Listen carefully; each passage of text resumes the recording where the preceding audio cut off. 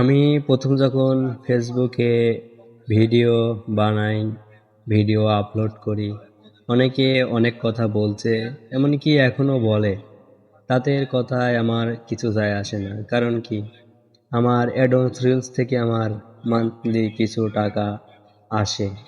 যদি আমি এখান থেকে টাকা পাই, মানুষ কি বলল, মানুষ কি ভাবলো, মানুষের কথায় গুলি টাকা তো আমার কোনো কিছু করলে হবে না। কারণ মানুষ আমাকে জ্ঞান দিবি, এটা করবে ওটা করবে, কিন্তু আমাকে তো টাকা দেবে না।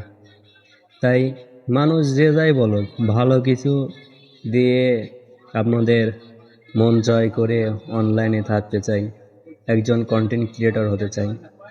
হয়তো প্রথম শুরু করতেছি এবং করেছি, ভুলভাল কিছু বলেছি, কথা ক্যামেরার সামনে বলতে পারি নাই, এখনো পারি না।